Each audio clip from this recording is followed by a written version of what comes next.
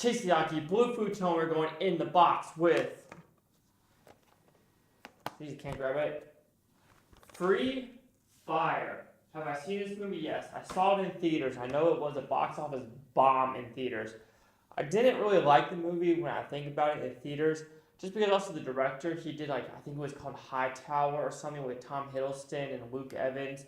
And I absolutely hated that movie. And he also did another one, like a horror movie that I wasn't a fan of.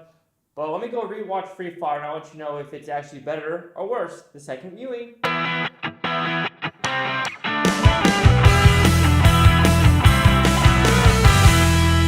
I just got to watch the Free Fire. What it's about? It's pretty simple. A gun deal goes down. You have two sides, and then the third one comes in the picture. But the deal is going all good and dandy until two idiots on both sides see each other and they realize they had a scuffle the night before, and all of a sudden guns go off. Pew, pew, pew, pew. So this huge movie, I'm going to call it a huge movie. It's a warehouse movie that's just in one warehouse, stationary set, and it's a shootout between, I want to say, 7 to 8 people.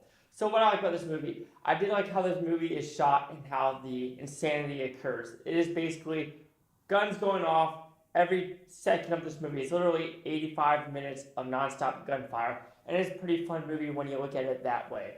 The characters are also fun to look at and actually are entertaining. You have the guy from District 9, I always forget his name, so I'm just going to grab it real quick. Sharlto, Copley, don't have an idea. You have Armie Hammer, Lone Ranger like him. Brie Larson, Captain Marvel, Jack Reynor from Transformers 4, and Cillian Murphy, which apparently it's like not Cillian Murphy, it's like Cillian Murphy, I think that's what it's called. And he's in a bunch of stuff that's in Christopher Nolan's movies. It is a fun movie to watch. It is actually better the second time viewing. I remember watching the first time, I'm like, this is stupid. These people know how to handle guns, but they can't shoot a target to save their lives. Well, they can fine. They can shoot legs, they can shoot shoulders, but they can't shoot like heads or body shots, things that actually make people stop moving. But then I watched the special features of this, and I realized the director actually went into the FBI database and everything else, and he looked at real reports of how real life shootouts happen, and it's always messy. It ain't perfect like the movie's saying of hitting a moving target. He basically said moving target is a lot harder than you think, and these people are probably used to the stationary, and these people are now moving targets. But the problem with that is the moving targets aren't really moving that fast in this movie, and there is that Cillian Murphy's character.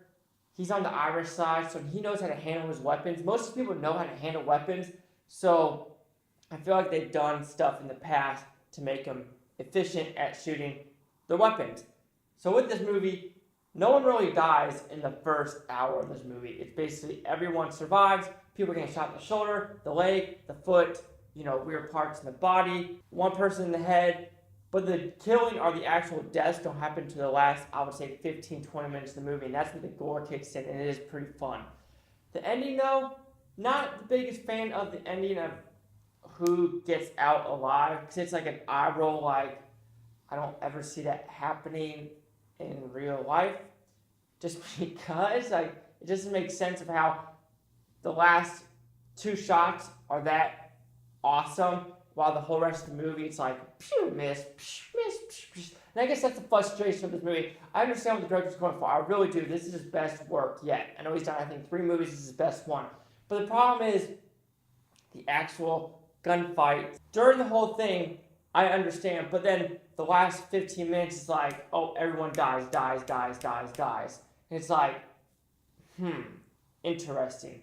But this is a fun movie, yes. Was I too harsh on it the first time I watched it? I think I was. But I understand now, after seeing what the director says, what he was actually going for, and it does make more sense, and I could enjoy the movie a little bit better. And I could probably watch this again with my dad and mom just to show them this movie. So this is kind of a weird movie where I think it might go up even higher in the rankings, but I still have the same nitpick at the very end of the movie, how it ended. But the whole movie as a whole, it went up, except the ending kind of stayed it. So, Free Fire will receive a 3 out of 5 Futon, so equals at 60%. So see the critics' news scores gave this film. So the critics, a 69% is about 220 of them, and the user scores of 52% with 9,000 of them. And here's the critic consensus. Free Fire aims squarely for genre thrills and hits its target repeatedly and with great gusto. a bet with something less than pure cinematic grace. It's kind of interesting because I think I would put this in the 40s and 50s the first time viewing kind of the audience. But second viewing is going higher and higher for the critics. So that's very interesting. This might be one where I watch it again and do another review just to see, see if I matured like a good bottle of wine. But do you agree with my 60, the 69, or the 52 Chase Young, the Blue Futon? Like, comment, subscribe. Let me know what you think is Blue Futonatopia, you Blue Futonians. Thank you for watching and have a great day. Now, I guess here's a question to you, 7 people that are going to watch this review. What movies have gotten better or worse with the second, third, fourth, fifth viewing? Sounds like one of the most decisive ones is The Last Jedi, and I still haven't seen it. And will I ever watch it? Probably not.